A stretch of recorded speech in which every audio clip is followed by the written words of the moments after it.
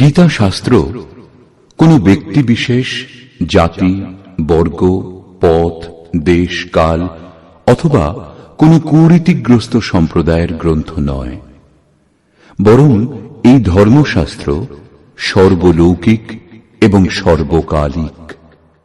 এই শাস্ত্র প্রত্যেক দেশ, প্রত্যেক জাতি, যে কোনো বয়সের প্রতিটি স্ত্রী পুরুষের জন্য, সবার জন্য। গীতা সম্পূর্ণ মানব জাতির ধর্মশাস্ত্র এবং অত্যন্ত গৌরবের বিষয় যে গীতা আপনারও ধর্মশাস্ত্র।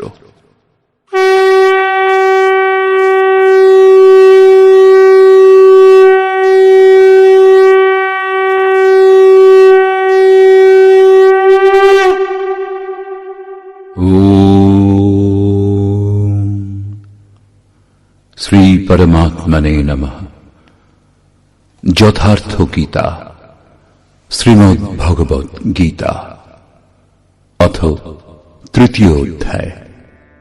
দ্বিতীয় অধ্যায়ে ভগবান শ্রীকৃষ্ণ বলেছেন যে এই বুদ্ধি তোমার জন্য জ্ঞান মার্গের বিষয় বলা হয়েছে। সেই বুদ্ধি কি? এই যে যুদ্ধ করো। এই যুদ্ধে বিজয়ী হলে মহামহিম স্থিতি এবং পরাজয় হলে দেবত্ব লাভ হবে। জয়লাভ করলে সর্বস্ব এবং পরাভব হলে দেবত্ব, কিছু লাভ হবেই। অতএব এই দৃষ্টিতে লাভ লোকসান দুটিতেই কিছু না কিছু লাভ হবে, কিঞ্চিত মাত্র ক্ষতি নেই। পুনরায় বললেন, এখন তুমি নিষ্কাম কর্মযোগের বিষয় শোনো, যে বুদ্ধির সঙ্গে যুক্ত হয়ে তুমি কর্মবন্ধন থেকে সম্পূর্ণরূপে মুক্ত হয়ে যাবে। পুনরায় এই কর্মের বিশেষত্বের উপর আলোকপাত করলেন। কর্ম করবার সময় সাবধান হতে বললেন এবং ফলের আকাঙ্ক্ষা ত্যাগ করতে বললেন। কামনা শূন্য হয়ে কর্মে প্রবৃত্ত হতে বললেন। বললেন, কর্ম করবার সময় অশ্রদ্ধাও যেন না হয়, তাহলেই তুমি কর্মবন্ধন থেকে মুক্ত হবে। মুক্ত হবে ঠিকই, কিন্তু সে বিষয়ে তোমার অবস্থান সম্বন্ধে তোমার অবহিত থাকার কথা নয়।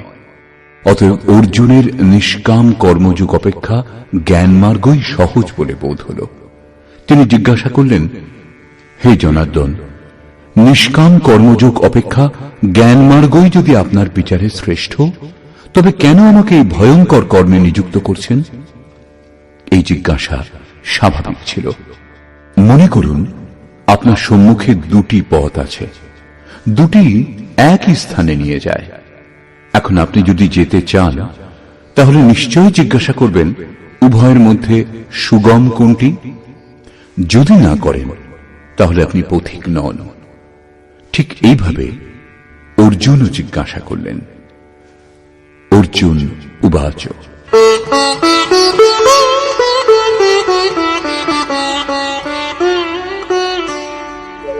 जायसी चेत् कर्मणस्ते मता बुद्धिर्जनार्दन तत्किं कर्मणि घोरे मां नियोजयसि केशव।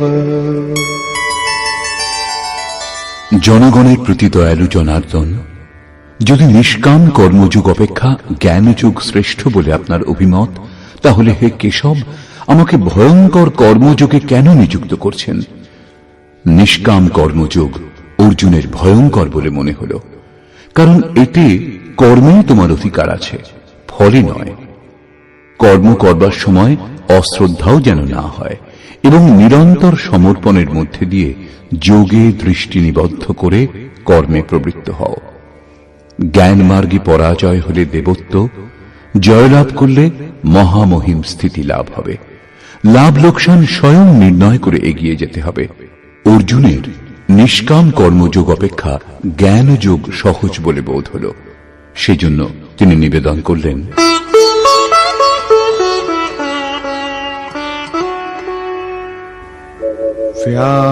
व्यामिश्रेणेव वाक्येन बुद्धिं मोहयसीव मे तदेकं वद निश्चित्य येन श्रेयोऽहमाप्नुयाम्। আপনি এই মিশ্রিত বাক্যের দ্বারা আমার বুদ্ধি যেন মুগ্ধ করছেন। আপনি আমার বুদ্ধির মোহ দূর করবার জন্য প্রবৃত্ত হয়েছেন। অতএব উভয়ের একটি আমাকে নিশ্চয় করে বলুন, যার দ্বারা আমি শ্রেয়, পরম কল্যাণ, মোক্ষ লাভ করতে পারি। এই প্রসঙ্গে শ্রীকৃষ্ণ বললেন, শ্রী ভগবান উবাচ, लोकेऽस्मिन् द्विविधा निष्ठा पुरा प्रोक्ता मया नघ। ज्ञानयोगेन साङ्ख्यानाम् कर्मयोगेन योगिनाम्। হে নিষ্পাপ অর্জুন, এই লোকে সত্যানুসন্ধানের দুটি ধারার কথা পূর্বে আমার দ্বারা বলা হয়েছে। পূর্বের অর্থ সত্যযুগ অথবা ত্রেতা যুগ নয়, পরন্তু যা দ্বিতীয় অধ্যায়ে বলে এসেছি। জ্ঞানীগণের জন্য জ্ঞান মার্গ এবং যোগীগণের জন্য নিষ্কাম কর্মযোগ বলা হয়েছে। উভয় মার্গ অনুসারে কর্ম করতে হবে, কর্ম অনিবার্য।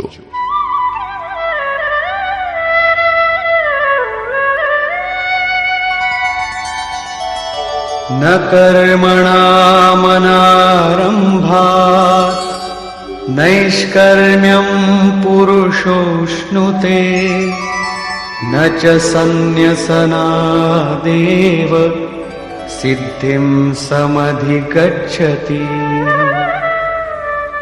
অর্জুন, কর্ম আরম্ভ না করে কেউ নৈষ্কর্ম লাভ করতে পারে না, এবং যে ক্রিয়া আরম্ভ করা হয়েছে তা পরিত্যাগ করলেই ভগবৎ প্রাপ্তিরূপ পরম সিদ্ধি লাভ হয় না। এখন তোমার জ্ঞান মার্গ ভালো লাগে অথবা নিষ্কাম কর্মমার্গ, উভয় মার্গেই কর্ম করতে হবে। প্রায় এই ক্ষেত্রে ভগবৎ পথে লোকে সহজ পথ এবং সুরক্ষা খুঁজতে আরম্ভ করে। কর্মানুষ্ঠান না করেই নিষ্কর্মী হওয়া যায়, যেন এই ধরনের ভুল না হয়।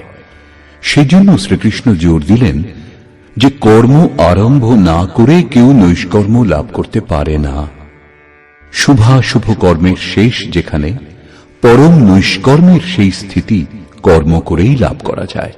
সেইরূপ বহু লোকে বলে যে আমরা জ্ঞানমার্গী, জ্ঞানমার্গে কর্ম নেই। এইরূপ বললেই কর্ম ত্যাগী জ্ঞানী হয় না। যে ক্রিয়া আরম্ভ হয়েছে তা ত্যাগ করলেই কেউ ভগবৎ সাক্ষাৎকার রূপ পরম সিদ্ধি লাভ করে না। কারণ नहि कश्चित् क्षणमपि जातु तिष्ठत्य कर्मकृत् कार्यते ह्यवशः कर्म सर्वः प्रकृतिजैर्गुणैः। কর্ম না করে কোনো পুরুষ ক্ষণমাত্রও থাকতে পারে না, কারণ সকলেই প্রকৃতিজাত গুণত্রয় দ্বারা মোহমুগ্ধ হয়ে কর্ম করে। প্রকৃতি ও প্রকৃতিজাত গুণ যতক্ষণ পর্যন্ত সক্রিয়, ততক্ষণ পর্যন্ত কোনো পুরুষ কর্ম না করে থাকতে পারে না। চতুর্থ অধ্যায়ের 33 ও 37তম শ্লোকে শ্রীকৃষ্ণ বলেছেন, সকল কর্ম জ্ঞানে শেষ হয়, জ্ঞানাগ্নি সমস্ত কর্ম ভস্মসাৎ করে। এখানে বলছেন কর্ম না করে কেউ থাকতে পারে না। তিনি কি বলতে চাইছেন?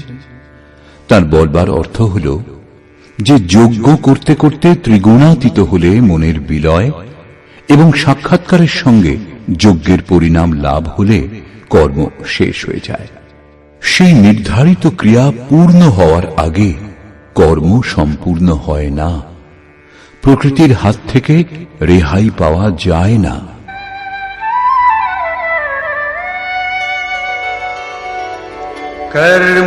कर्मेन्द्रियाणि संयम्य य आस्ते मनसा स्मरन् इन्द्रियार्थान् विमूढात्मा मिथ्याचार स उच्यते। তা সত্ত্বেও কিছু মূঢ় ব্যক্তি কর্মেন্দ্রিয়গুলি বলপূর্বক রুদ্ধ করে মনে মনে ইন্দ্রিয়ের ভোগ সমূহ স্মরণ করে তাদের মিথ্যাচারী, দাম্ভিক বলে, জ্ঞানী বলে না। একথা প্রমাণিত যে কৃষ্ণকালেও এই ধরনের সংস্কার ছিল। লোকে যা করণীয় তা ত্যাগ করে ইন্দ্রিয়গুলি বলপূর্বক রুদ্ধ করে বলে বেড়াত যে আমি জ্ঞানী, আমি পূর্ণ। কিন্তু শ্রীকৃষ্ণ বলছেন যে তারা সকলেই ধূর্ত। জ্ঞান মার্গ ভালো লাগুক অথবা নিষ্কাম কর্মযোগ, উভয় মার্গেই কর্ম করতে হবে।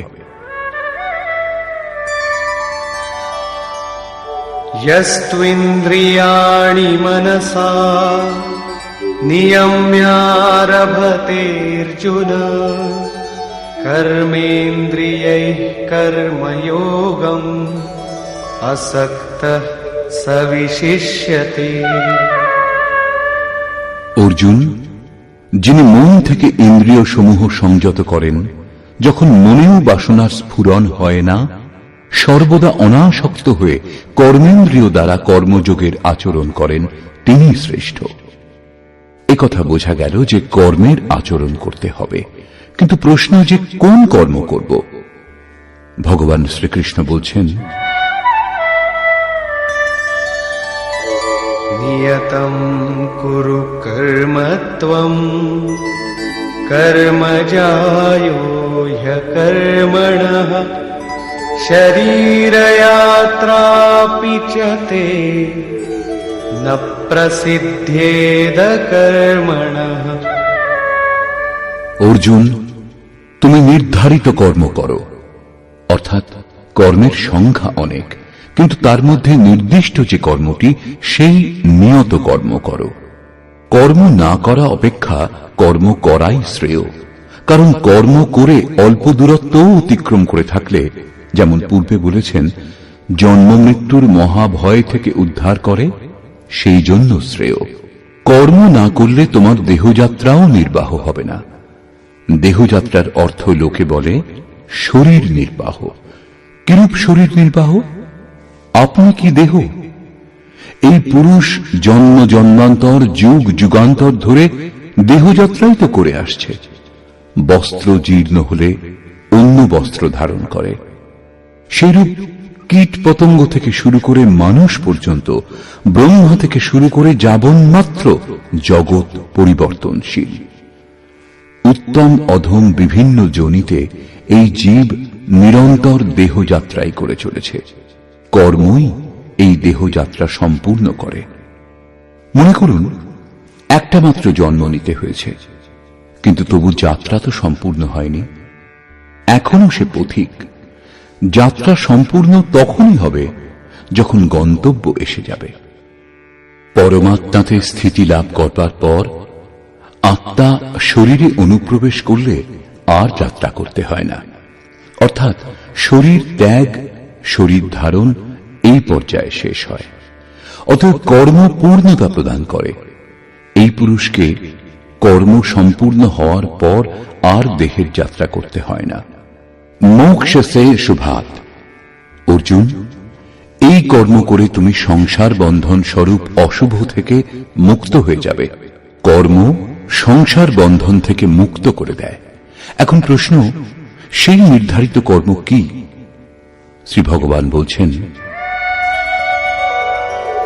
যজ্ঞার্থাৎ কর্মণোন্যত্র লোকোয়ং কর্ম বন্ধনঃ তদর্থং কর্ম কৌন্তেয় মুক্ত সঙ্গ সমাচর। অর্জুন, যজ্ঞের অনুষ্ঠানই কর্ম। যে ক্রিয়া দ্বারা যজ্ঞ পূর্ণ হয় সেই ক্রিয়া কর্ম। প্রমাণিত হল যে কর্ম একটি নির্ধারিত প্রক্রিয়া। এছাড়া অন্য কর্ম কি কর্ম নয়? শ্রীকৃষ্ণ বললেন, না, সেসব কর্ম নয়। অন্যত্র লোকোয়ং কর্ম বন্ধন। এই যজ্ঞের অনুষ্ঠান ছাড়া জগতে যা কিছু করা, যাতে সারা জগৎ রাত দিন ব্যস্ত, সে সমস্ত এই লোকেরই বন্ধন, কর্ম নয়। কর্ম মোক্ষ সে শুভাত, অশুভ অর্থাৎ সংসার বন্ধন থেকে মুক্তি প্রদান করে। একমাত্র কর্ম হল যজ্ঞের প্রক্রিয়া। অতএব অর্জুন, সেই যজ্ঞ সম্পূর্ণ করার জন্য সঙ্গদোষ থেকে পৃথক অবস্থান করে উত্তম রূপে কর্মের আচরণ করো।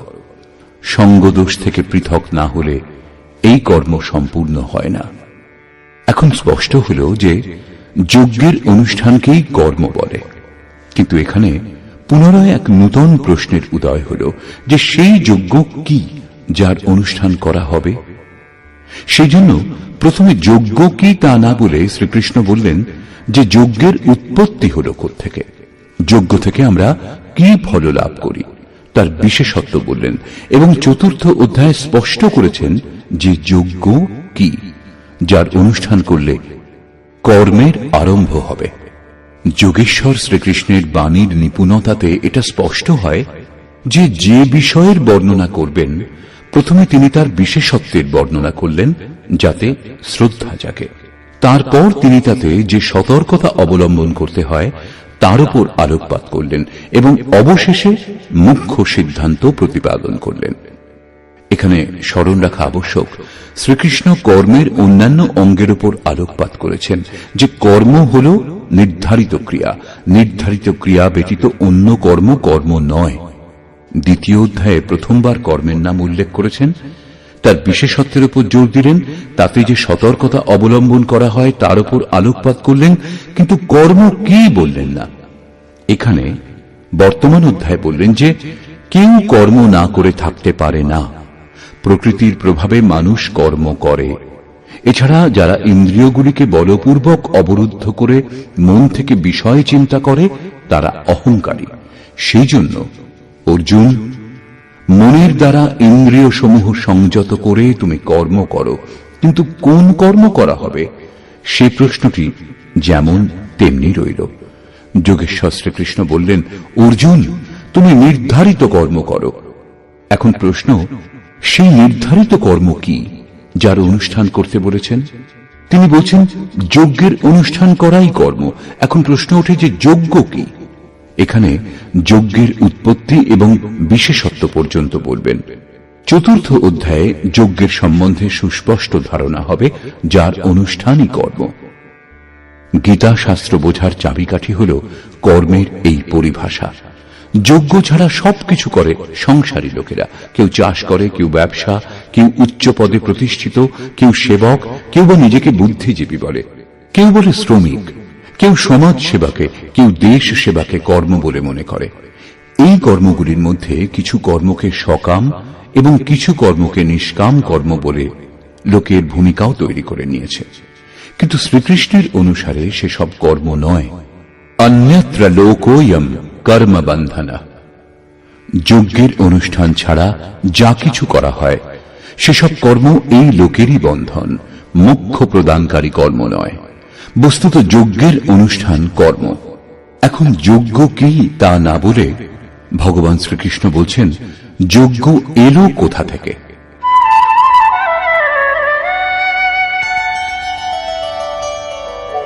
सहयज्ञाः प्रजा सृष्ट्वा पुरोवाच प्रजापतिः अनेन प्रसविष्यध्वम् एषवोस्त्विष्टकामधु।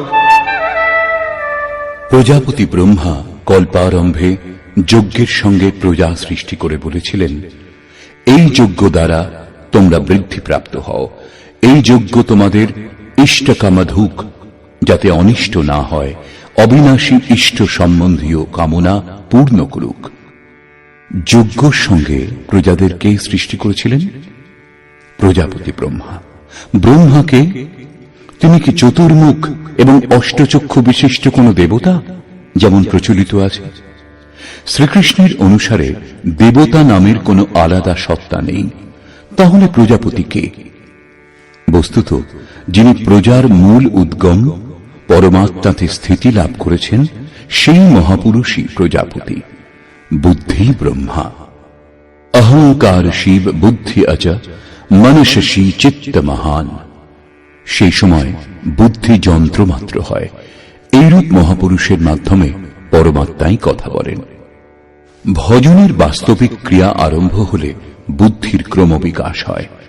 শুরুতে সেই বুদ্ধি ব্রহ্মবিদ্যার সঙ্গে সংযুক্ত হওয়ার জন্য তাকে ব্রহ্মবিদ বলা হয়। ক্রমশ সমস্ত বিকার শান্ত হলে, ব্রহ্মবিদ্যাতে শ্রেষ্ঠতা লাভ করলে তাকে ব্রহ্মবিদ্যর বলা হয়। ধীরে ধীরে বিকাশ আরো সূক্ষ্ম হলে, বুদ্ধির আরো বিকাশ হয়, তখন তাকে ব্রহ্মবিদ্যরিয়ান বলে। সেই অবস্থা লাভ হলে ব্রহ্মবিদ্যেতা পুরুষ অন্যকে উত্থান মার্গে নিয়ে যাওয়ার যোগ্যতা অর্জন করেন।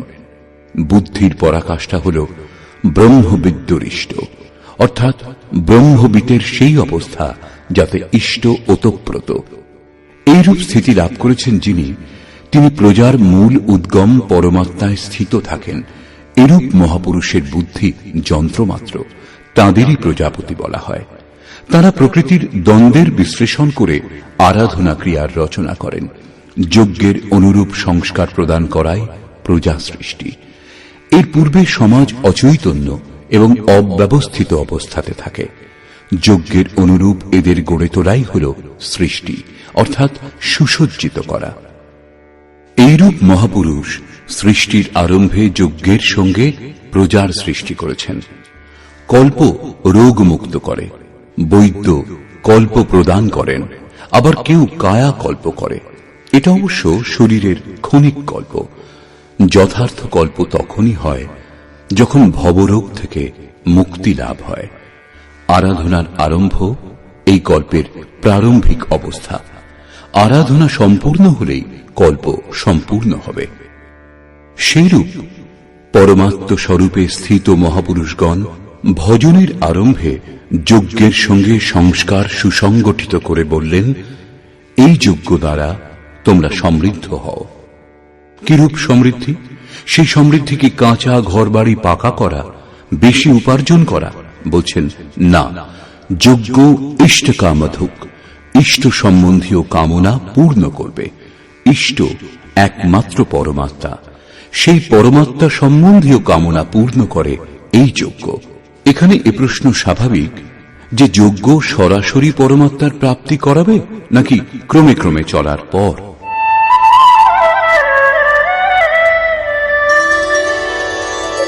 দেবান ভাবয়তানেন তে দেবা ভাবয়ন্তু বহ পরস্পরম ভাবয়ন্তঃ শ্রেয়ঃ পরমবাপ্স্যথ। এই যজ্ঞ দ্বারা দেবতাগণের উন্নতি করো, অর্থাৎ দৈবী সম্পদের বৃদ্ধি করো। সেই দেবতাগণও তোমাদের উন্নত করবেন। এইরূপ পরস্পরের উন্নতি দ্বারা পরম শ্রেয়, যার পর কিছু লাভ করা বাকি থাকবে না, এইরূপ পরম কল্যাণ লাভ করবে। যেমন যেমন আমরা যজ্ঞের অনুষ্ঠান করব, পরে যজ্ঞের অর্থ আরাধনার বিধি হবে, তেমন তেমন হৃদয়ে দৈবী সম্পদ অর্জন হতে থাকবে। পরম দেব এক পরমাত্মা। সেই পরম দেবে স্থিতি লাভ করতে সাহায্য করে যে সম্পদ, অন্তঃকরণে যে সজাতীয় প্রবৃত্তি বিদ্যমান, সেই সজাতীয় প্রবৃত্তি সমূহই দৈবী সম্পদ। কারণ এদের সাহায্যেই পরম দেবের প্রাপ্তি হয়, সেজন্য দৈবী সম্পদ বলা হয়। বাহ্য জগতের দেবতা পাথর জল নয়, যেমন লোকে কল্পনা করে। যোগেশ্বর শ্রীকৃষ্ণের বাণীতে তাদের অস্তিত্ব নেই। তিনি আরো বলছেন,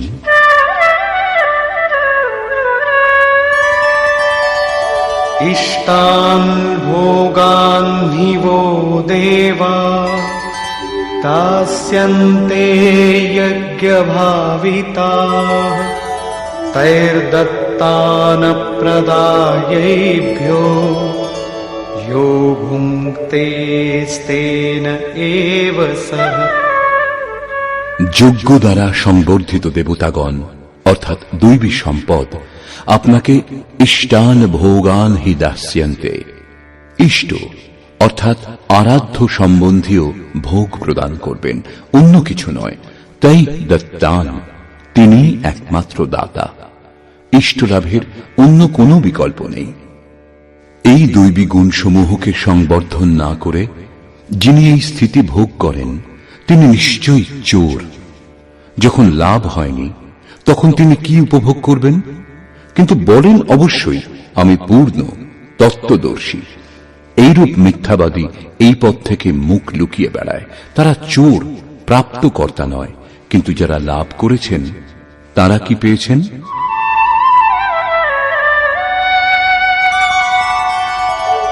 यज्ञशिष्टाशिनः सन्तो मुच्यन्ते सर्वकिल्बिषैः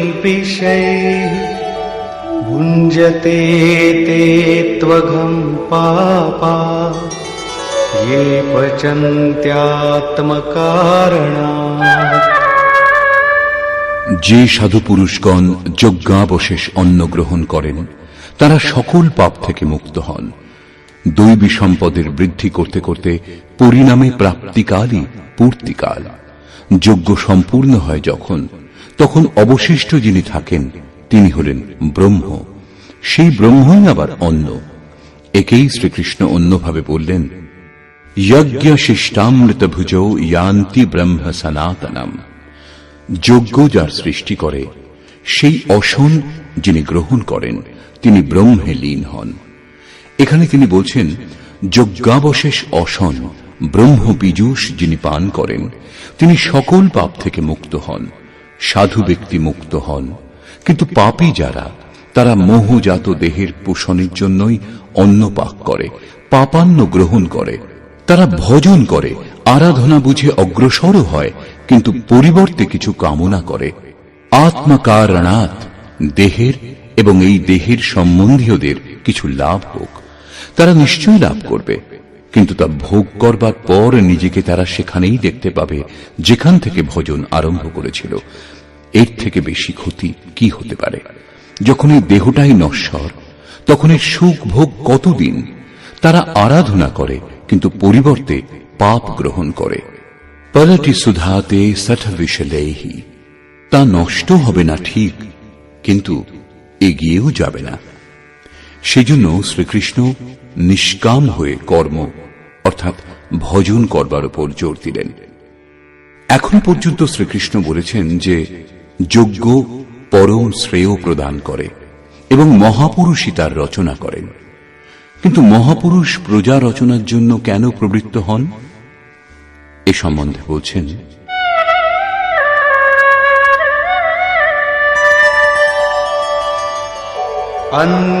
अन्नाद्भवन्ति भूतानि पर्जन्यादन्नसम्भवः यज्ञाद्भवति पर्जन्यो यज्ञः कर्म समुद्भवः। कर्म ब्रह्मोद्भवं विद्धि ब्रह्माक्षरसमुद्भवम् तस्मात् सर्वगतं ब्रह्म नित्यं यज्ञे प्रतिष्ठितम्। অন্ন থেকে সমস্ত প্রাণী উৎপন্ন হয়। অন্নং ব্রহ্মেতি ব্যজানাৎ, পরমাত্মাই অন্ন। সেই ব্রহ্ম পীযূষকেই উদ্দেশ্য করে প্রাণীগণ যজ্ঞের দিকে অগ্রসর হয়। বৃষ্টি থেকে অন্নের উৎপত্তি হয়। মেঘ থেকে যে বৃষ্টি হয় তা নয়, পরন্তু কৃপা বৃষ্টি। পূর্ব সঞ্চিত যজ্ঞ কর্মই এই জন্মে যেখানে সাধনাতে ব্যবধান উৎপন্ন হয়েছিল সেখানেই ইষ্ট কৃপারূপে বর্ষিত হয়। আজকের আরাধনা কাল কৃপারূপে লাভ হবে, সেই জন্য যজ্ঞ দ্বারা বৃষ্টি হয়।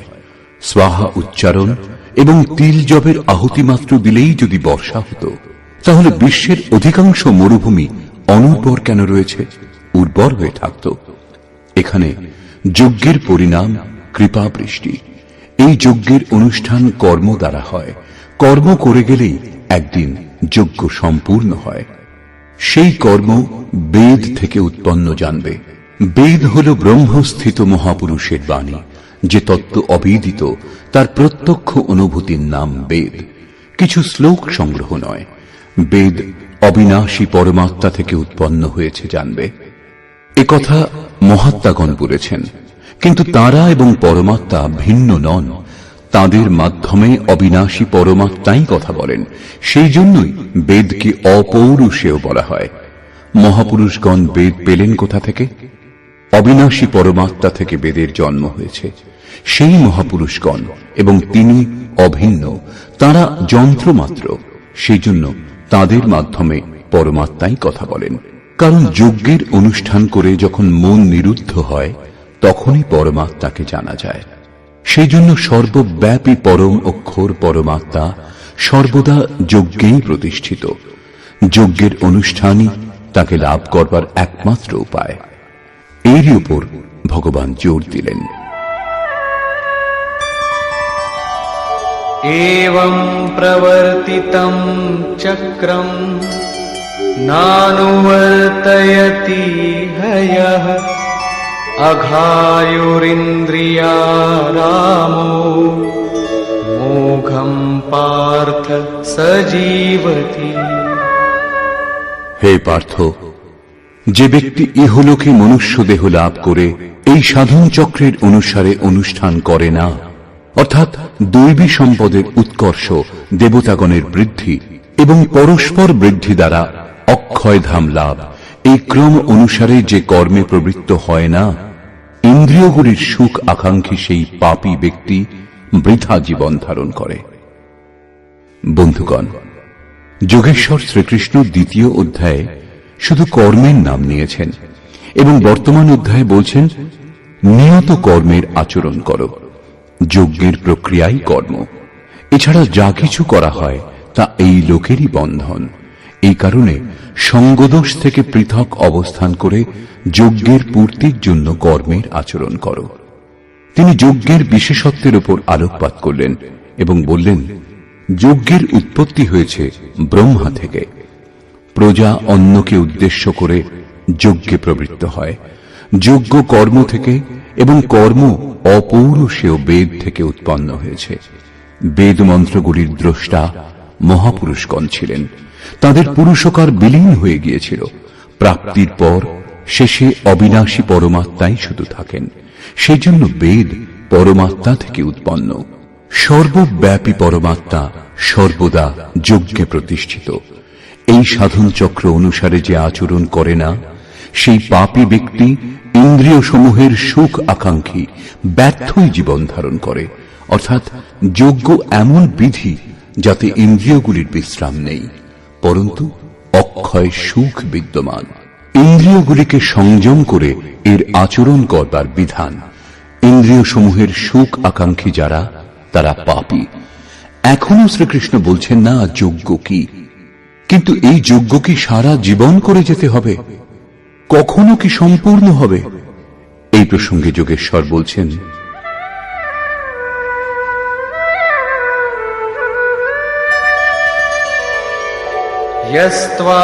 यस्त्वात्मरतिरेव स्यात् आत्मतृप्तश्च मानवः आत्मन्येव च सन्तुष्टः तस्य कार्यं न विद्यते।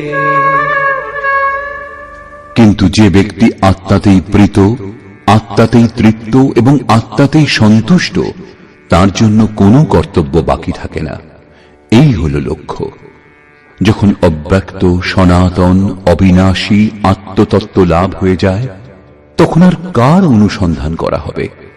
এরূপ পুরুষের কর্মের, আরাধনার প্রয়োজন হয় না। আত্মা ও পরমাত্মা একে অন্যের পর্যায়ভুক্ত। পুনরায় এর বর্ণনা করলেন, নৈব তস্য কৃতেনার্থো না কৃতেনেহ কশ্চন ন চাস্য সর্বভূতেষু কশ্চিদর্থব্যপাশ্রয়ঃ। এই সংসারে সেই পুরুষের কর্ম করেও কোনো লাভ নেই এবং কর্ম না করলেও কোনো লোকসান নেই। কিন্তু আত্মতত্ত্ব লাভ হওয়ার পূর্বে এর প্রয়োজন ছিল। তার সমগ্র প্রাণী জগতের সঙ্গে কোনো স্বার্থ সম্বন্ধ থাকে না। আত্মাই শাশ্বত, সনাতন, অব্যক্ত, অপরিবর্তনশীল ও অক্ষয়। যখন আত্মা লাভ হয়ে গেছে এবং তাতেই সন্তুষ্ট, তাতেই তৃপ্ত, তাতেই ওতপ্রোত এবং স্থিত আছেন, যখন এর থেকে শ্রেষ্ঠ কোনো সত্তা নেই, তখন কার খোঁজ করা হবে, কি লাভ হবে? সেই পুরুষের কর্ম ত্যাগ করলেও কোনো ক্ষতি নেই, কারণ বিকারের চিহ্ন যে চিত্তে পড়ে সেই চিত্তই বিলুপ্ত হয়ে গেছে। তার সকল ভূতে, বাহ্য জগতে এবং আন্তরিক সংকল্পের স্তরে কোনো উদ্দেশ্য থাকে না। সব থেকে বড় উদ্দেশ্য ছিল পরমাত্মাকে লাভ করা। যখন তাঁকে লাভ করেছেন, তখন অন্য কারুকে তার কি প্রয়োজন? তস্মাদসক্তঃ সততম কার্যং কর্ম সমাচর আসক্তো হ্যাচরन् কর্ম পরমাপ্নোতি পুরুষঃ। সেই স্থিতি লাভ করবার জন্য তুমি অনাসক্ত হয়ে নিরন্তর কার্যম কর্ম, করণীয় যে কর্ম, উত্তম রূপে সেই কর্মের অনুষ্ঠান করো। কারণ অনাসক্ত পুরুষ কর্মের অনুষ্ঠান করে পরমাত্মাকে লাভ করেন। নিয়ত কর্ম, কার্যম কর্ম এক। কর্মের প্রেরণা দিয়ে তিনি বললেন, কর্মণৈব হি সংসিদ্ধিম আস্থিতা জনকাদয়ঃ লোকসংগ্রহমেবাপি সম্পশ্যন কর্তুমর্হসি।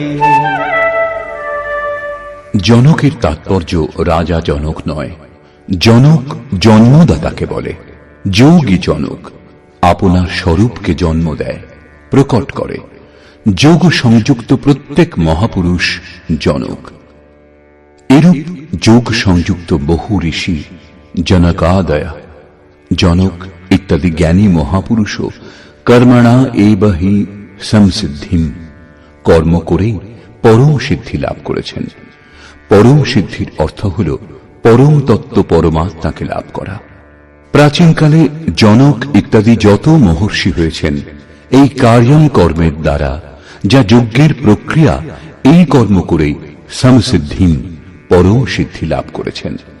কিন্তু লাভ করবার পর তারাও লোক সংগ্রহের জন্য কর্ম করেন, লোক কল্যাণের জন্য কর্ম করেন। অতএব তুমি প্রাপ্তির পর লোকনায়ক হওয়ার জন্য কর্ম করবার উপযুক্ত। কেন? এখন শ্রীকৃষ্ণ বলছেন যে লাভ করবার পর মহাপুরুষের কর্ম করলে কোনো লাভ হয় না, এবং কর্ম না করলেও তার কোনো লোকসান হয় না। কিন্তু লোক সংগ্রহ, লোকহিতের জন্য তারা উত্তম রূপে কর্মের অনুষ্ঠান করেন।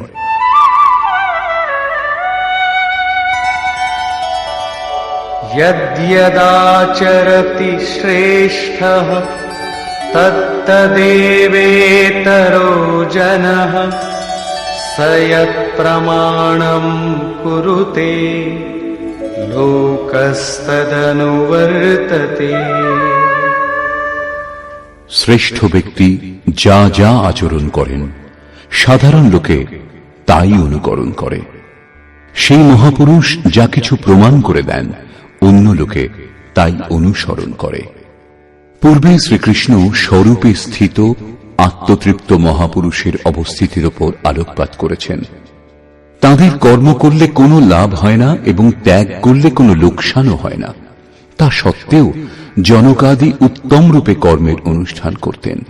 এখানে শ্রীকৃষ্ণ সেই মহাপুরুষগণের সঙ্গে নিজের তুলনা করেছেন যে তিনিও মহাপুরুষ।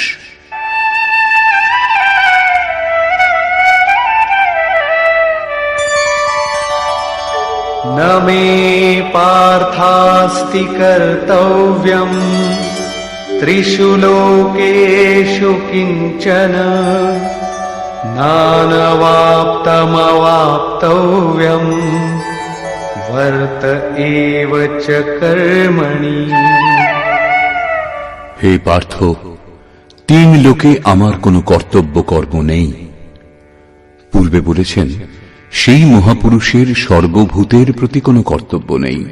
এখানে বলছেন তিন লোকে আমার কোনো কর্তব্য বাকি নেই এবং লাভের যোগ্য বস্তু কিঞ্চিত মাত্র লাভ করতে বাকি নেই। তা সত্ত্বেও আমি উত্তম প্রকার কর্মের আচরণ করি। কেন? यदि ह्यहं न वर्तेयम् जातु कर्मण्यतन्द्रितः मम वर्त्मानुवर्तन्ते मनुष्याः पार्थ सर्वशः। কারণ যদি আমি সাবধান হয়ে কর্ম না করি তাহলে মনুষ্যগণ আমার অবলম্বিত পথেরই অনুগামী হবে। তাহলে আপনার অনুকরণ কি খারাপ? শ্রীকৃষ্ণ বললেন, হ্যাঁ। উৎসীদেয়ুরিমে লোকা ন কুর্যাং কর্ম চেদহম সংকরস্য চ কর্তা স্যাম উপহন্যামি মাঃ প্রজা। যদি আমি সাবধান হয়ে কর্ম না করি তাহলে এই সকল লোক ভ্রষ্ট হবে এবং আমি সংকরাস্য বর্ণ সংকরের সৃষ্টিকর্তা হব এবং এই সকল প্রজার বিনাশের কারণ হব। স্বরূপে স্থিত মহাপুরুষ সতর্ক হয়ে যদি আরাধনাক্রমে প্রবৃত্ত না থাকেন তাহলে সমাজ তার অনুকরণ করে ভ্রষ্ট হয়ে যাবে। তিনি না করলেও তার কোনো লোকসান নেই, কারণ তিনি আরাধনা সম্পূর্ণ করে নিবৃত্ত হয়েছেন। কিন্তু সমাজ তো এখনো আরাধনা আরম্ভই করেনি। অনুগামীদের পথ প্রদর্শনের জন্যই মহাপুরুষ কর্ম করেন, আমিও করি। অর্থাৎ শ্রীকৃষ্ণ মহাপুরুষ ছিলেন, বৈকুণ্ঠ থেকে আবির্ভূত কোনো অবতার নন। তিনি বললেন, মহাপুরুষ লোককল্যাণের জন্য কর্ম করেন, আমিও করি। আমি যদি না করি তাহলে মানুষ আদর্শভ্রষ্ট হবে, সকলেই কর্ম ত্যাগ করবে। মন বড় চঞ্চল, সবকিছু পেতে চায়, কেবল ভজন করতে চায় না। স্বরূপস্থ মহাপুরুষ যদি কর্ম না করেন তবে তাকে দেখে অনুগামীগণও কর্ম ত্যাগ করবে। অজুহাত দেখাবে যে ইনি তো ভজন করেন না, পান খান, সুগন্ধদ্রব্য ব্যবহার করেন, সামান্য জনের মতো কথা বলেন, তবুও একে মহাপুরুষ বলে সমাদর করা হয়। এরূপ চিন্তা করে তারাও আরাধনা ত্যাগ করে আদর্শভ্রষ্ট হয়।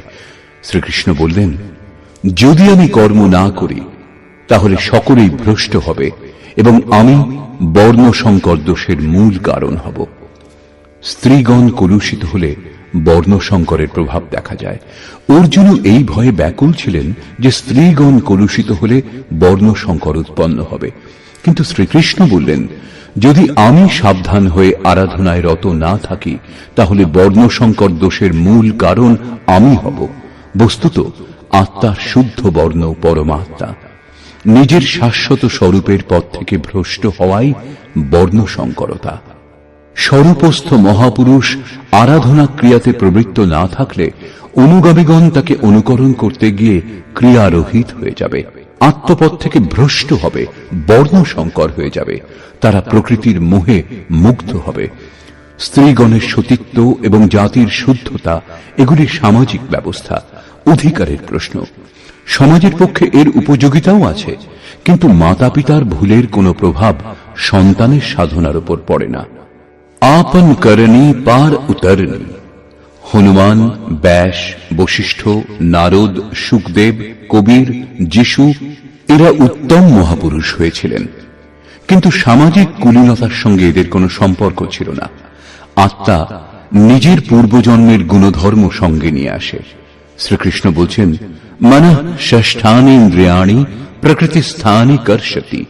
মন ও ইন্দ্রিয় সমূহ দ্বারা যে কাজ এই জন্মে করা হয় সেই সংস্কার নিয়ে জীবাত্মা পুরনো দেহ ত্যাগ করে নূতন দেহে প্রবেশ করে। এতে জন্মদাতাদের কোনো ভূমিকা নেই, তাদের বিকাশক্রমে কোনো ব্যবধানের সৃষ্টি হয় না। অতএব স্ত্রীগণ কলুষিত হলে বর্ণ সংকর হয় না। স্ত্রীগণের কলুষিত হওয়া এবং বর্ণ সংকরের মধ্যে কোনো সম্পর্ক নেই। শুদ্ধ স্বরূপের দিকে অগ্রসর না হয়ে প্রকৃতিতে মুগ্ধ হওয়াকেই বর্ণ সংকর বলে। মহাপুরুষ যদি সাবধান হয়ে ক্রিয়াতে নিয়ত কর্মে প্রবৃত্ত না থাকেন এবং অন্য লোকদের দিয়ে ক্রিয়া না করান, তাহলে তিনি সেই সকল প্রজার হননকারী, বিনাশক হন। সাধনাক্রমে চলে সেই মূল অবিনাশীকে লাভ করাই জীবন, এবং প্রকৃতিতে মুগ্ধ হওয়া, পথভ্রষ্ট হওয়াই মৃত্যু। কিন্তু মহাপুরুষ যদি এই সকল প্রজাদের ক্রিয়াপথে চালিত না করেন, সেই সকল প্রজাদের সংযত করে সৎ পথে না চালান, তাহলে তিনি সকল প্রজার হননকর্তা, হিংসক হবেন। এবং যিনি স্বয়ং চলে অন্যকেও সেই পথে চালান, তিনি শুদ্ধ অহিংসক। গীতা শাস্ত্র অনুসারে দেহের মৃত্যু নশ্বর কলেবরের মৃত্যু, পরিবর্তন মাত্র, হিংসা নয়।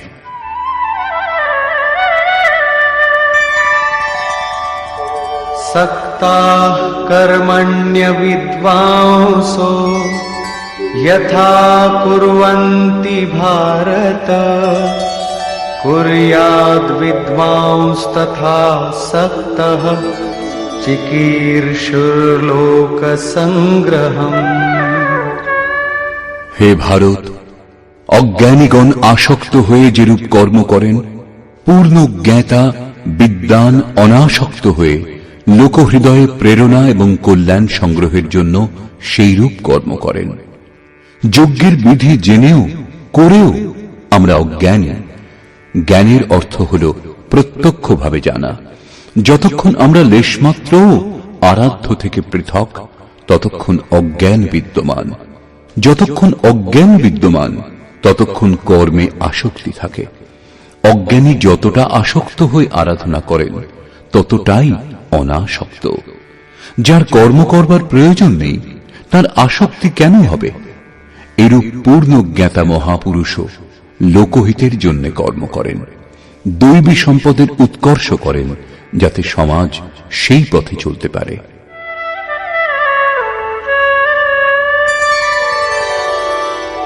न बुद्धिभेदं जनयेद् अज्ञानां कर्मसंगिनां जोषयेत् सर्वकर्माणि विद्वान् युक्तः समाचरन्।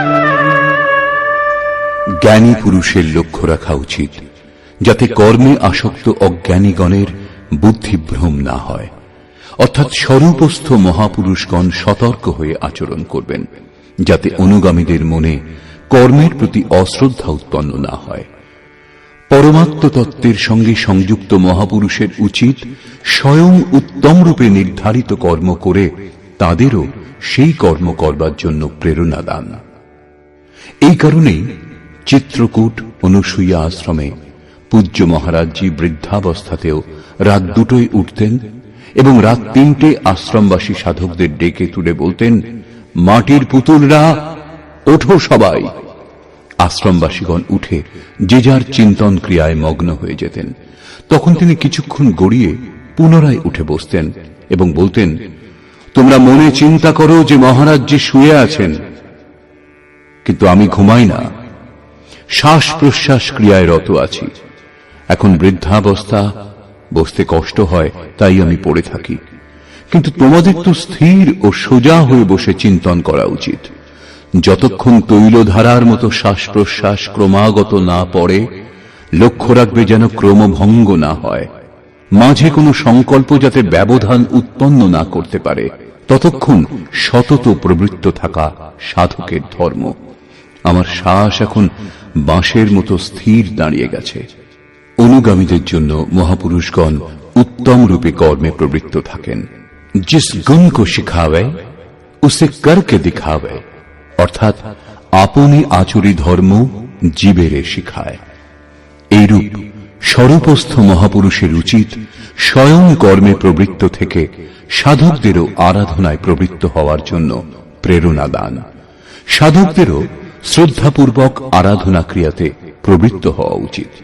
কিন্তু জ্ঞানযোগী হন অথবা নিষ্কাম কর্মযোগী সাধকের অহংকার হওয়া উচিত নয়। কার দ্বারা কর্ম হয়, কর্ম সম্পাদনের কারণ কি, এর উপর শ্রীকৃষ্ণ আলোকপাত করলেন।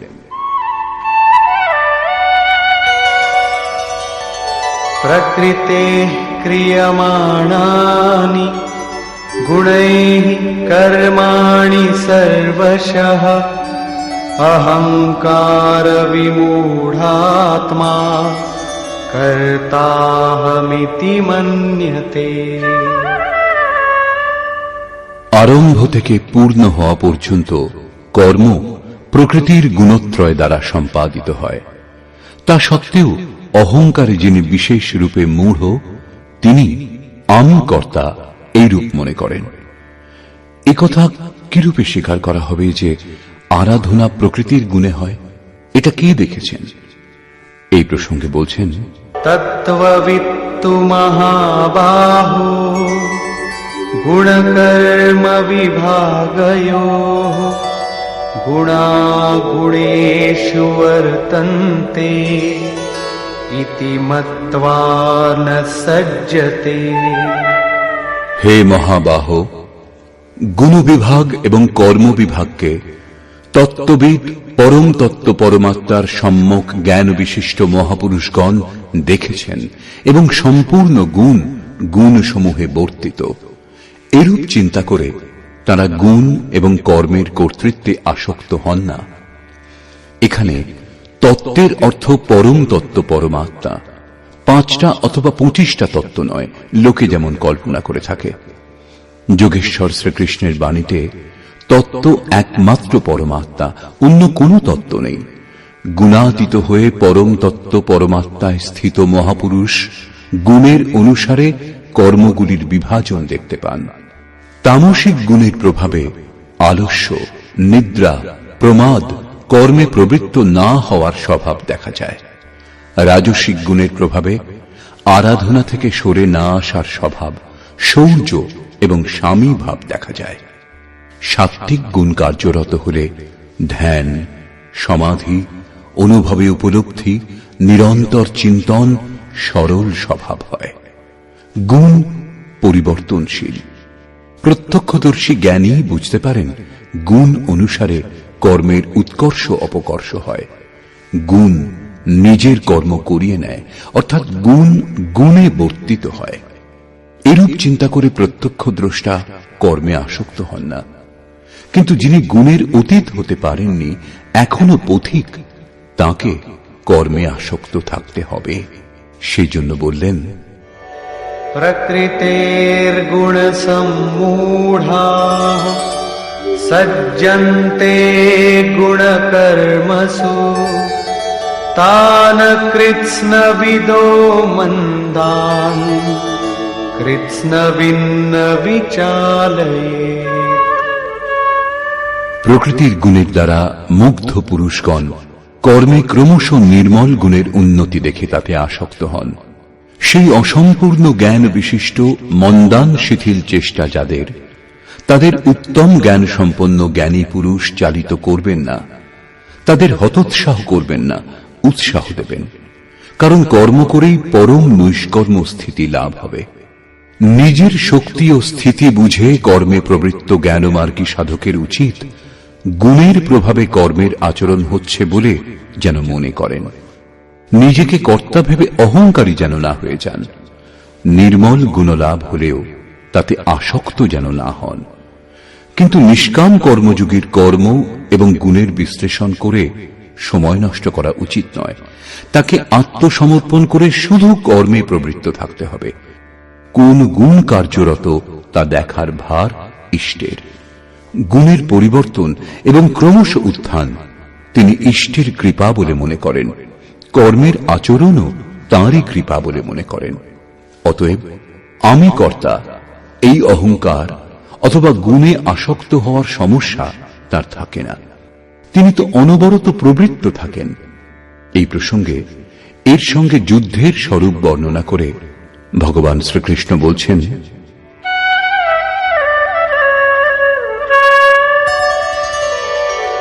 ময়ি সর্বাণি কর্মাণি সন্ন্যস্যাধ্যাত্মচেতসা নিরাশীর্নির্মমো ভূত্বা যুধ্যস্ব বিগতজ্বরঃ।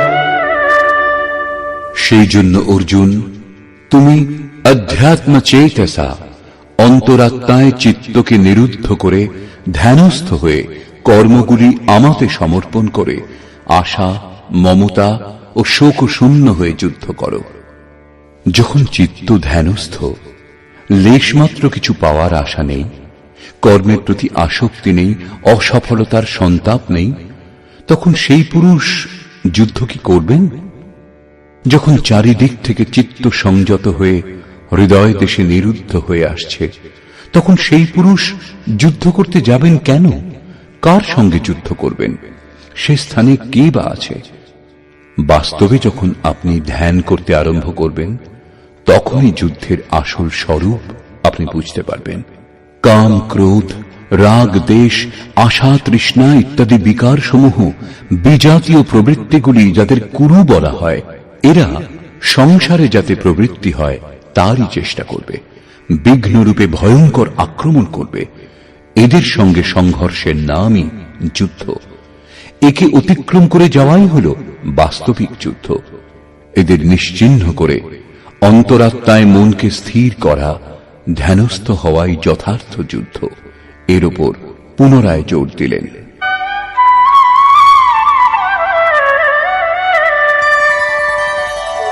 ये मे मतमिदं नित्यम् अनुतिष्ठन्ति मानवाः श्रद्धावन्तो न सूयन्तो मुच्यन्ते तेऽपि कर्मभिः। অর্জুন, যারা দোষ ও দৃষ্টি শূন্য হয়ে শ্রদ্ধাবান আত্মসমর্পণের সঙ্গে আমার এই মতের সর্বদা অনুষ্ঠান করেন যে যুদ্ধ করো, তারা সকল কর্ম থেকে মুক্ত হন। যোগেশ্বর শ্রীকৃষ্ণের এই আশ্বাস কেবল হিন্দু, মুসলমান অথবা খ্রিস্টানদের জন্য নয়, পরন্তু মানুষ মাত্রের জন্য। তার বাণী হল যুদ্ধ করো। এই আদেশ থেকে মনে হয় যেন এই উপদেশ কেবল যুদ্ধাকাঙ্ক্ষী ব্যক্তিদের জন্যই ছিল। অর্জুনের সম্মুখে সৌভাগ্যবশত কুরুক্ষেত্রের যুদ্ধের পরিস্থিতি ছিল, কিন্তু আপনার সম্মুখে কোন যুদ্ধস্থিতি নেই। তাহলে গীতা শাস্ত্রের উপদেশ আপনার কি কাজে লাগবে? কারণ কর্ম থেকে মুক্ত হওয়ার একমাত্র উপায় যুদ্ধ। এটা তাদের জন্য বিবৃত করা হয়েছে, বাস্তবে কিন্তু তা নয়। বস্তুত এটা অন্তর্দেশের যুদ্ধ, ক্ষেত্র এবং ক্ষেত্রজ্ঞের, বিদ্যা এবং অবিদ্যার, ধর্মক্ষেত্র এবং কুরুক্ষেত্রের সংঘর্ষ। আপনি যেমন যেমন ধ্যানে চিত্তকে নিরুদ্ধ করবার চেষ্টা করবেন, তেমন তেমন বিজাতীয় প্রবৃত্তিগুলি বিঘ্নরূপে ভয়ঙ্করভাবে আক্রমণ করবে। তাদের শান্ত করে চিত্তকে নিরুদ্ধ করার চেষ্টাই যুদ্ধ। যিনি দোষ দৃষ্টি মুক্ত হয়ে শ্রদ্ধাপূর্বক এই যুদ্ধে প্রবৃত্ত হন, তিনি কর্মবন্ধন থেকে, বারবার আসা যাওয়া থেকে সম্পূর্ণরূপে মুক্ত হয়ে যান। যারা এই যুদ্ধে প্রবৃত্ত হয় না, তাদের কোন গতি হয়? এ প্রসঙ্গে বলছেন, ये त्वेतदभ्यसूयन्तो नानुतिष्ठन्ति मे मतम् सर्वज्ञानविमूढांस्तान् विद्धि नष्टान चेतसः। যে দোষ দৃষ্টিযুক্ত অচেতস অর্থাৎ মোহনিশায় অচেতন ব্যক্তিগণ আমার এই মতের অনুসারে অনুষ্ঠান করে না, অর্থাৎ ধ্যানস্থ হয়ে আশা, মমতা, সন্তাপ রহিত হয়ে আত্মসমর্পণ করে যুদ্ধে প্রবৃত্ত হয় না, সর্বজ্ঞান বিমূঢ়ান, জ্ঞান পথে সর্বদা মোহমুক্ত সেই ব্যক্তিগণকে তুমি কল্যাণভ্রষ্টই জানবে। যদি এটাই সত্য, তাহলে লোকে এর অনুষ্ঠান করে না কেন? এই প্রসঙ্গেও বললেন, सदृशं चेष्टते स्वस्याः प्रकृतेर्ज्ञानवानपि प्रकृतिं यान्ति भूतानि निग्रहः किं करिष्यति। সকল প্রাণী নিজের প্রকৃতিকে অনুসরণ করে, স্বীয় স্বভাবের বশীভূত হয়ে কর্মে অংশগ্রহণ করে। প্রত্যক্ষদর্শী জ্ঞানীও নিজের প্রকৃতির অনুরূপ কার্য করেন। প্রাণী নিজের কর্ম অনুসারে আচরণ করে, জ্ঞানী নিজ স্বরূপ অনুসারে। যেমন যার প্রকৃতির প্রভাব, সে সেরকমই কার্য করে থাকে, এটা স্বতঃসিদ্ধ। কেউ এর হাত থেকে নিস্তার পায় না। এই কারণেই সবাই আমার মতানুযায়ী কর্মে প্রবৃত্ত হতে পারে না। তারা আশা, মমতা, সন্তাপ, শব্দান্তরে রাগ, দেশ এদের ত্যাগ করতে পারে না, যার জন্য কর্মের সম্যক আচরণ হয় না। একেই আরো স্পষ্ট করলেন এবং অন্য কারণ দেখালেন। ইন্দ্রিয়স্যেন্দ্রিয়স্যার্থে রাগদ্বেষৌ ব্যবস্থিতৌ তয়োর্নবশমাগচ্ছেৎ তৌ হ্যস্য পরিপন্থিনৌ। ইন্দ্রিয় এবং ইন্দ্রিয়গুলির ভোগে রাগ দেশ স্থিত, এই দুটির বশীভূত হওয়া উচিত নয়। কারণ এই কল্যাণ পথে কর্মমুক্ত হওয়ার প্রত্যক্ষ পদ্ধতিতে রাগ ও দেশ শত্রু হিসেবে দুর্ধর্ষ আরাধনাতে বাধার সৃষ্টি করে। শত্রু যখন অন্তরে, তখন বাইরে কার সঙ্গে কে যুদ্ধ করবে? ভোগের সংসর্গে শত্রু থাকে এবং আমাদের অন্তঃকরণেই বাস করে। কাজেই এই যুদ্ধ অন্তঃকরণের যুদ্ধ। কারণ দেহটাই ক্ষেত্র, যার মধ্যে স্বজাতীয় বিজাতীয় দুটি প্রবৃত্তি বিদ্যা এবং অবিদ্যা রূপে থাকে, যারা মায়ারই দুটি অঙ্গ। এই প্রবৃত্তিগুলির অতীত হওয়া, স্বজাতীয় প্রবৃত্তিকে আয়ত্ত করে বিজাতীয়কে নিশ্চিহ্ন করাই যুদ্ধ। বিজাতীয় নিশ্চিহ্ন হলে স্বজাতীয়ের উপযোগিতা আর থাকে না। স্বরূপের ছোঁয়ায় স্বজাতীয় তার অন্তরালে বিলীন হয়ে যায়। এইভাবে প্রকৃতির পার পাওয়াই যুদ্ধ, যা ধ্যান দ্বারা সম্ভব। রাগ দেশ শান্ত করতে সময় লাগে। সেজন্য বহু সাধক ক্রিয়া ত্যাগ করে সহসা মহাপুরুষের অনুকরণ করতে আরম্ভ করেন। শ্রীকৃষ্ণ এর থেকে সাবধান করলেন।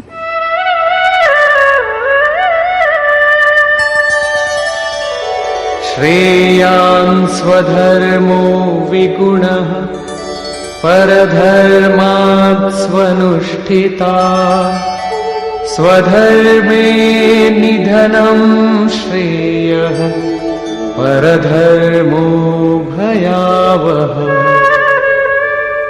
একজন সাধক 10 বছর ধরে সাধনায় প্রবৃত্ত এবং অন্য একজন আজ সাধনায় প্রবৃত্ত হয়েছে। উভয়ের ক্ষমতা এক হবে না। প্রারম্ভিক সাধক যদি তার অনুকরণ করে, তাহলে সে তার নিজের যোগ্যতাটুকুও হারিয়ে ফেলবে। এই প্রসঙ্গেই শ্রীকৃষ্ণ বলছেন, উত্তম রূপে আচরিত পরধর্ম অপেক্ষা গুণরহিত নিজ ধর্ম অধিক উত্তম। কর্মে প্রবৃত্ত হওয়ার স্বভাবজাত ক্ষমতাই স্বধর্ম। নিজের ক্ষমতা অনুসারে সাধক কর্মে প্রবৃত্ত হলে একদিন মুক্তি লাভ করে। অতএব স্বধর্ম আচরণে মৃত্যুও পরম কল্যাণকর। যেখানেই সাধনে ছেদ পড়ে, আবার দেহ লাভ করার পর সেখান থেকেই পুনরায় যাত্রা আরম্ভ হয়। আত্মার মৃত্যু হয় না। দেহের, বস্ত্রের পরিবর্তন হলেও বিচার বুদ্ধি বদলায় না। নিজের থেকে শ্রেষ্ঠ ব্যক্তির অনুকরণ করতে আরম্ভ করলে সাধক ভয় পাবেন। ভয় প্রকৃতিতে হয়, পরমাত্মায় নয়। প্রকৃতির আবরণ আরো ঘনীভূত হবে। ভগবৎ পথে অনুকরণের বাহুল্য দেখা যায়। একবার পূজ্য মহারাজজির প্রতি আকাশবাণী হয়েছিল যে তিনি যেন অনুসূয়াতে গিয়ে বসবাস করেন। তখন তিনি জম্মু থেকে চিত্রকূট এসেছিলেন এবং অনুসূয়ার ঘোর জঙ্গলে বাস করতে আরম্ভ করেছিলেন। অনেক মহাত্মা ওই পথ দিয়ে যাতায়াত করতেন। তাদের মধ্যে একজন লক্ষ্য করেছিলেন যে পরমহংসজি দিগম্বর অবস্থাতে থাকেন এবং তার সম্মানও অনেক। তখন সেই মহাত্মাও কৌপিন ত্যাগ করলেন। দণ্ডকমণ্ডলু অন্য এক সাধুকে দিয়ে ত্যাগী দিগম্বর সেজে বসলেন। কিছুকাল পরে এসে দেখলেন পরমহংসজি লোকের সঙ্গে কথাবার্তা বলেন, প্রয়োজন মতো সময় সময় তাড়না দেওয়ার ছলে অপশব্দও ব্যবহার করেন। মহারাজজির প্রতি আদেশ হয়েছিল তিনি যেন ভক্তদের কল্যাণার্থে কিছু তিরস্কার করেন, এই পথের পথিকদের ওপর প্রখর দৃষ্টি রাখেন। মহারাজের অনুকরণ করে সেই মহাত্মাও গালাগাল দিতে আরম্ভ করলেন, কিন্তু তার পরিবর্তে লোকেও তাকে ভালো মন্দ দু কথা শুনিয়ে দিত। তিনি তখন বলেছিলেন, পরমহংসজিকে কেউ কিছু বলে না, আর এখানে তো মুখে মুখে জবাব দিচ্ছে। বছর 2 পরে ফিরে এসে সেই মহাত্মা দেখেছিলেন যে পরমহংসজি গদিতে বসে লোকে পাখা দিয়ে বাতাস করছে, চামর ব্যজন করছে। তিনিও দেখা দেখি সেই জঙ্গলের এক ভাঙা বাড়িতে তক্তাপোষ আনিয়ে তাতে গদি পেতে 2টি লোক নিযুক্ত করলেন চামর ব্যজন করবার জন্য। প্রতি সোমবার ভিড়ও হতে লাগল। পুত্রের ইচ্ছুক 50 টাকা দিন, কন্যার ইচ্ছুক 25 টাকা দিন, পরন্তু কথায় বলে উঘরে অন্ত না হই নিবাহ। 1 মাসের মধ্যেই সেই সাধুকে সে স্থান ত্যাগ করে অন্যত্র যেতে হয়েছিল। মান প্রতিষ্ঠা সব খুইয়ে বসেছিলেন। এই ভগবৎ পথে অনুকরণের কোনো স্থান নেই। সাধকের উচিত স্বধর্মেরই আচরণ করা। স্বধর্ম কি? 2য় অধ্যায়ে শ্রীকৃষ্ণ স্বধর্মের উল্লেখ করেছিলেন। স্বধর্ম লক্ষ্য করলেও তুমি যুদ্ধ করার উপযুক্ত পাত্র। এর চেয়ে শ্রেষ্ঠ কল্যাণকর পথ ক্ষত্রিয়ের জন্য আর নেই। স্বধর্মে অর্জুন ক্ষত্রিয়। যোগেশ্বর সংকেত করলেন, অর্জুন, যারা ব্রাহ্মণ তাদের জন্য বেদের উপদেশ ক্ষুদ্র জলাশয়ের তুল্য। তুমি বেদের ঊর্ধ্বে ওঠো এবং ব্রাহ্মণ হও। অর্থাৎ স্বধর্মে পরিবর্তন সম্ভব। এখানে পুনরায় বললেন, রাগ দেশের বশীভূত হইও না, এদের কাটিয়ে ওঠো, স্বধর্মই শ্রেয়স্কর। তার বলবার অর্থ এই নয় যে অর্জুন কোন ব্রাহ্মণের অনুকরণ করে তার মতো বেশভূষা ধারণ করুক। কর্মের একমাত্র পথকেই মহাপুরুষগণ 4টি শ্রেণীতে বিভক্ত করেছেন: নিকৃষ্ট, মধ্যম, উত্তম এবং অতি উত্তম। এই শ্রেণী বিভাগকে সাধকের জন্য ক্রমশ শূদ্র, বৈশ্য, ক্ষত্রিয় এবং ব্রাহ্মণের সংজ্ঞা দিলেন।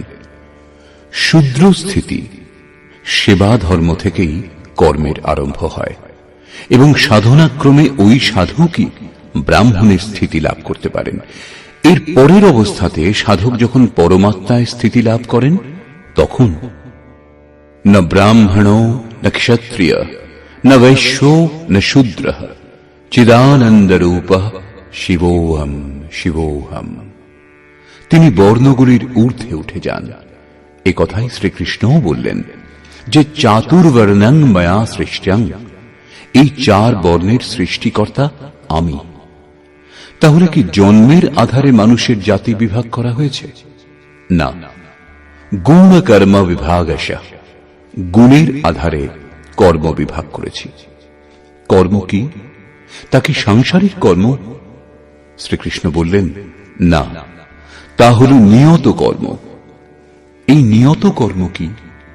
তিনি বললেন, যজ্ঞের প্রক্রিয়াই নিয়ত কর্ম, যার দ্বারা শ্বাসকে প্রশ্বাসে আহুতি, প্রশ্বাসকে শ্বাসে আহুতি, ইন্দ্রিয় সংযম ইত্যাদি, যার শুদ্ধ অর্থ হল আরাধনা, যোগ সাধনা। আরাধ্য দেব পর্যন্ত পৌঁছিয়ে দেয় যে বিধি বিশেষ, তাই হল আরাধনা। এই আরাধনা কর্মকেই 4টি শ্রেণীতে বিভাগ করা হয়েছে। যার যেমন ক্ষমতা, সেই ক্ষমতা অনুযায়ী নিজ শ্রেণী থেকেই তার আরম্ভ করা উচিত। একেই বলে সকলের নিজ নিজ ধর্ম। যদি কেউ শ্রেষ্ঠ পুরুষের অযৌক্তিক অনুকরণ করে তাহলে তা বিড়ম্বনার কারণ হয়ে দাঁড়ায়। তার নাশ হবে না, কারণ এতে বীজের নাশ নেই, কিন্তু সে প্রকৃতির চাপে ভয়াক্রান্ত, দিনহীন নিশ্চয়ই হয়ে যাবে। যদি প্রথম শ্রেণীর কোনো ছাত্র স্নাতক শ্রেণীতে বসতে আরম্ভ করে তাহলে কি তার পাঠ্য বিষয় বোধগম্য হবে? সে প্রারম্ভিক বর্ণমালা থেকেও বঞ্চিত হয়ে যাবে। অর্জুন প্রশ্ন করলেন যে মানুষ স্বধর্মের আচরণ করতে পারে না কেন? অর্জুন উবাচ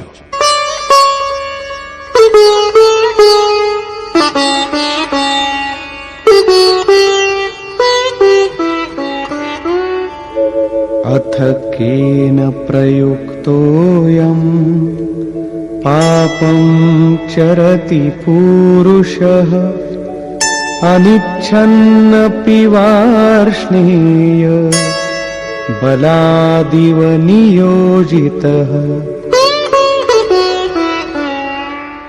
হে কৃষ্ণ, মানুষ কার দ্বারা চালিত হয়ে অনিচ্ছা সত্ত্বেও যেন বলপূর্বক নিযুক্ত হয়ে পাপাচরণে প্রবৃত্ত হয়, আপনার মতানুসারে চলতে পারে না কেন? এই প্রসঙ্গে যোগেশ্বর শ্রীকৃষ্ণ বললেন, শ্রী ভগবানুবাচ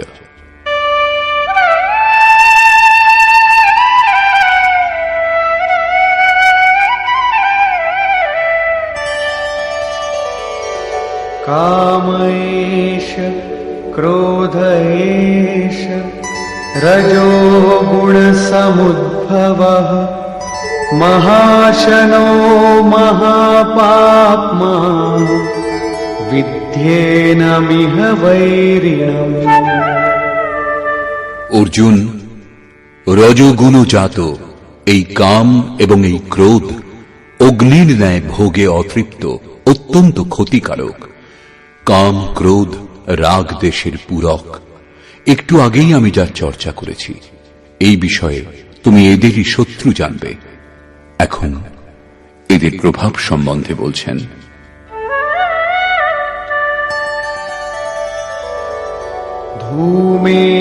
धूमेनाव्रियते वह्निः यथादर्शो मलेन च यथोल्बेनावृतो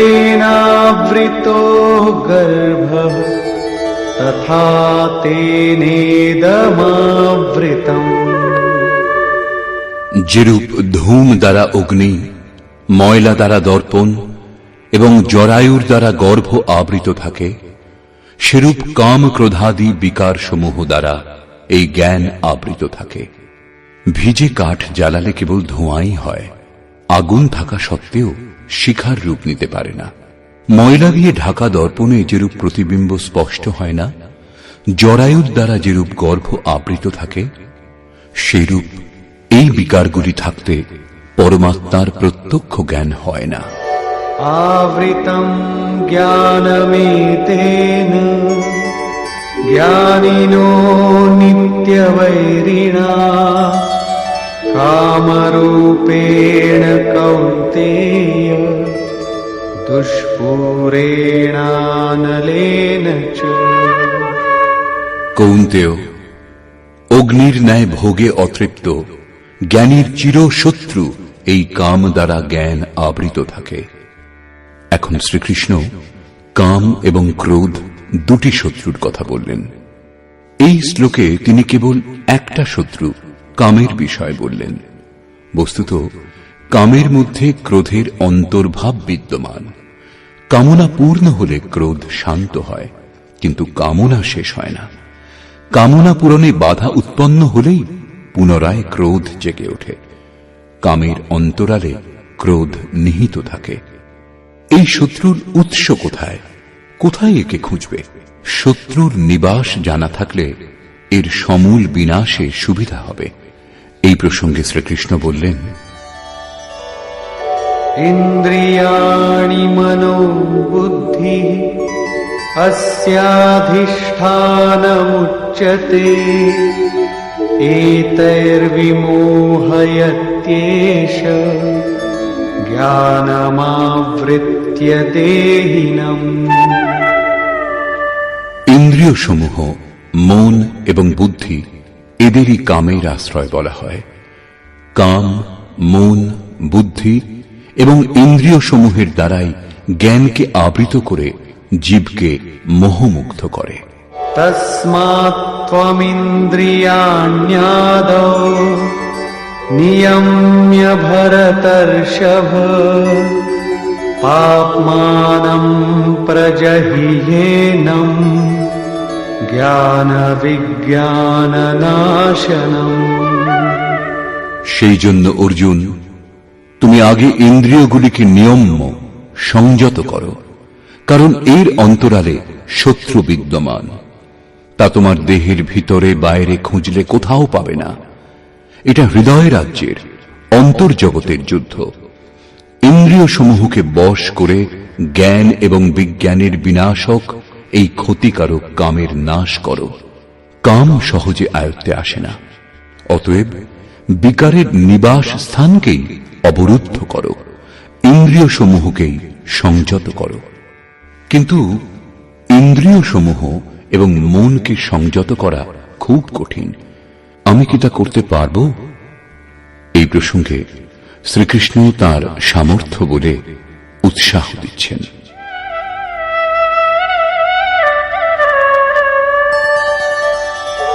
ইন্দ্রিয়াণি পরাণ্যাহুঃ ইন্দ্রিয়েভ্যঃ পরম মনঃ মনসস্তু পরা বুদ্ধিঃ ইয়ো বুদ্ধেঃ পরতস্তু সঃ।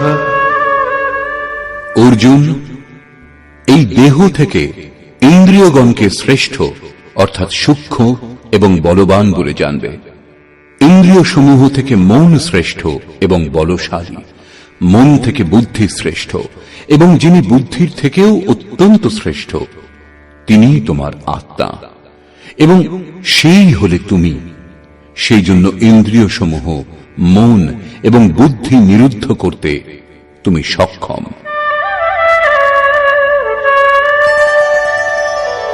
एवं बुद्धेः परं बुद्ध्वा संस्तभ्यात्मानमात्मना जहि शत्रुं महाबाहो कामरूपं दुरासदम्।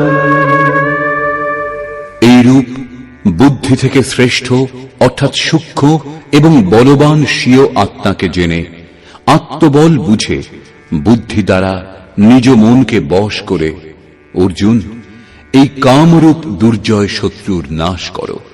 নিজের শক্তি বুঝে এই দুর্জয় শত্রুর নাশ করো। কাম দুর্জয় শত্রু। ইন্দ্রিয়গুলির সাহায্যে কাম আত্মাকে মোহমুগ্ধ করে। তাই নিজের শক্তি বুঝে আত্মাকে বলবান জেনে কামরূপ শত্রুর বিনাশ করো। এখানে বলা আবশ্যক, এই শত্রু আন্তরিক এবং যুদ্ধ অন্তর্জগতেরই। নিষ্কর্ষ, প্রায় গীতা শাস্ত্রের যারা ভক্ত এবং ব্যাখ্যাকার তারা বর্তমান অধ্যায়ের নাম কর্মযোগ দিয়েছেন, কিন্তু এটা সঙ্গত বলে মনে হয় না। দ্বিতীয় অধ্যায়ে যোগেশ্বর কর্মের নাম নিয়েছেন। তিনি কর্মের মহত্ব প্রতিপন্ন করে তার মনে কর্ম জিজ্ঞাসা জাগ্রত করলেন, এবং বর্তমান অধ্যায়ে তিনি কর্মকে পরিভাষিত করলেন যে যজ্ঞের প্রক্রিয়া কর্ম।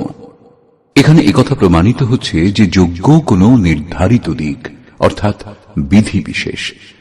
এছাড়া জগতে যা কিছু করা হয় তা এই লোকেরই বন্ধন। শ্রীকৃষ্ণ যে কর্ম সম্বন্ধে বলবেন সে কর্ম মোক্ষসে শুভাত অর্থাৎ সংসার বন্ধন থেকে মুক্তিদায়ক কর্ম। শ্রীকৃষ্ণ যজ্ঞের উৎপত্তির বিষয় বললেন। যজ্ঞ থেকে আমরা কি ফল লাভ করি তার বিশেষত্বের চিত্রণ করলেন। যজ্ঞ অনুষ্ঠানের উপর জোর দিলেন। তিনি বললেন, এই যজ্ঞের প্রক্রিয়াই কর্ম। যে অনুষ্ঠান করে না সে পাপী, আরাম প্রিয়, ব্যর্থই জীবন ধারণ করে। পূর্ব মহর্ষিগণও কর্ম করে পরম নৈষ্কর্ম সিদ্ধি লাভ করেছিলেন। তারা আত্মতৃপ্ত, তাদের আর কর্মের প্রয়োজন নেই। তবুও অনুগামীদের পথ প্রদর্শনের জন্য তারা উত্তম রূপে কর্মে প্রবৃত্ত থাকেন। সেই মহাপুরুষগণের সঙ্গে শ্রীকৃষ্ণ নিজের তুলনা করলেন। বললেন, আমারও আর কর্ম করবার প্রয়োজন নেই, কিন্তু অনুগামীদের মঙ্গলের জন্য আমিও সর্বদা কর্মে প্রবৃত্ত। শ্রীকৃষ্ণ স্পষ্ট পরিচয় দিলেন যে তিনিও যোগী। তিনি কর্মে প্রবৃত্ত সাধকগণকে বিচলিত করতে নিষেধ করলেন, কারণ কর্ম করেই সেই সাধককে পরম স্থিতি লাভ করতে হবে, না করলে নাশ হয়ে যাবে। এই কর্ম অনুষ্ঠানের জন্য শ্রীকৃষ্ণ ধ্যানস্থ হয়ে যুদ্ধ করতে বললেন। দুচোখ বন্ধ, ইন্দ্রিয় সমূহ সংযত করে, মন নিশ্চল করে চিত্ত নিরুদ্ধ করার অভ্যাস। সে কিরকম যুদ্ধ? না সে সময় কাম, ক্রোধ, রাগ, দেশ ইত্যাদি সাধকের জন্য বাধক হয়ে দাঁড়ায়। এই বিজাতীয় প্রবৃত্তিসমূহের হাত থেকে উদ্ধার হওয়ার চেষ্টাই যুদ্ধ। আসুরি সম্পদ কুরুক্ষেত্র। বিজাতীয় প্রবৃত্তিগুলির এক একটাকে নাশ করে ধ্যানে মগ্ন হওয়ার চেষ্টাই যুদ্ধ। বস্তুত ধ্যানেই যুদ্ধ নিহিত। বর্তমান অধ্যায়ের সারাংশ এটাই। এতে যজ্ঞের বাস্তবিক স্বরূপ স্পষ্ট হয়নি, কর্মের বিধিবিধানেরও সম্যক অনুভব হয়নি। যজ্ঞের স্বরূপ স্পষ্ট হলেই কর্ম কি তা বোঝা যাবে। এখনো কর্ম স্পষ্ট হয়নি। বর্তমান অধ্যায়ে কেবল স্থিতপ্রজ্ঞ মহাপুরুষের প্রশিক্ষণাত্মক দিকের ওপর জোর দেওয়া হয়েছে। এই নির্দেশ গুরুজনদের জন্য। তাঁরা যদি কর্মানুষ্ঠান নাও করেন তবুও তাতে তাদের কোনো লোকসান নেই, করলে কোনো লাভও নেই। কিন্তু যাদের অভীষ্ট পরম গতি, তাদের জন্য যদি নিয়ম নির্দেশ না দেওয়া হয় তবে তা যে কর্মযোগ একথা বলা যাবেই বা কি করে? যোগেশ্বর বলেছেন, যজ্ঞের প্রক্রিয়াই কর্ম, কিন্তু সেই কর্মের স্বরূপ স্পষ্ট করলেন না এবং যজ্ঞ কি তা বললেন না। বর্তমান অধ্যায়ে যুদ্ধের যথার্থ চিত্রণ করা হয়েছে। সম্পূর্ণ গীতা শাস্ত্রে দৃষ্টিপাত করলে দেখা যায়, দ্বিতীয় অধ্যায়ে যোগেশ্বর বলেছেন, এই শরীর নাশবান, অতএব যুদ্ধ করো। গীতা শাস্ত্রে যুদ্ধের বাস্তবিক কারণ এটাই। পরে জ্ঞান যোগের বিষয়ে ক্ষত্রিয়ের জন্য যুদ্ধই কল্যাণের একমাত্র সাধন বলা হয়েছে। তিনি বললেন, অর্জুন, এই বুদ্ধি তোমার জন্য জ্ঞান যোগের বিষয় বলা হয়েছে। কোন বুদ্ধি? এই যে জয় পরাজয় উভয় দৃষ্টিতেই জয়লাভ হয়, এ কথা জেনে যুদ্ধ করো। চতুর্থ অধ্যায়ে বলেছেন, যোগে স্থিত হয়ে হৃদয়ে স্থিত এই স্বীয় সংশয় জ্ঞানরূপ অসি দ্বারা ছেদন করে যুদ্ধার্থে উত্থিত হও। পঞ্চম অধ্যায় থেকে দশম অধ্যায় পর্যন্ত যুদ্ধের কোনো চর্চা করেননি। একাদশ অধ্যায়ে কেবল এই বলেছেন, এই শত্রুগণ আমার দ্বারা পূর্বেই নিহত হয়েছে, তুমি নিমিত্ত মাত্র হও, যশ লাভ করো। এই মৃতদিগকে তুমি বধ করো, যিনি প্রেরক তিনি করিয়ে নেবেন, মৃতদেরই বধ করো। পঞ্চদশ অধ্যায়ে সংসারকে দৃঢ়মূল অশ্বত্থ বৃক্ষের ন্যায় বলা হয়েছে, যাকে অসঙ্গতারূপী অস্ত্র দ্বারা ছেদন করে ওই পরম পদের অনুসন্ধান করবার জন্য নির্দেশ দেওয়া হয়েছে। পরবর্তী অধ্যায়গুলিতে যুদ্ধের উল্লেখ নেই। ষষ্ঠদশ অধ্যায়ে অসুরের চিত্রণ অবশ্যই করা হয়েছে, যারা নরকগামী। শুধু বর্তমান অধ্যায়ে যুদ্ধের বিশদ বর্ণনা আছে। শ্লোক 30 থেকে 43 পর্যন্ত যুদ্ধের স্বরূপ, যুদ্ধের অনিবার্যতা, যুদ্ধে প্রবৃত্ত না হলে বিনাশ, যুদ্ধে নিহত শত্রুদের নাম, তাদের বধ করবার জন্য নিজ শক্তির আহ্বান এবং নিশ্চয়ই তাদের বধ করবার জন্য জোর দিলেন। বর্তমান অধ্যায়ে শত্রু এবং শত্রুর আন্তরিক স্বরূপ স্পষ্ট রূপে বর্ণনা করা হয়েছে, যাদের বিনাশ করবার জন্য প্রেরণা প্রদান করা হয়েছে। এই প্রকার শ্রীমদ্ ভগবৎ গীতারূপী উপনিষদ এবং ব্রহ্মবিদ্যা তথা যোগশাস্ত্র বিষয়ক শ্রীকৃষ্ণ এবং অর্জুনের সংবাদে শত্রু বিনাশ প্রেরণা নামক তৃতীয় অধ্যায় পূর্ণ হল। এই প্রকার শ্রীমৎ পরমহংস পরমানন্দজির শিষ্য স্বামী অর্গড়ানন্দকৃত শ্রীমদ্ ভগবৎ গীতার ভাষ্য যথার্থ গীতাতে শত্রু বিনাশ প্রেরণা নামক তৃতীয় অধ্যায় সমাপ্ত হল। হরি ওম তৎসৎ।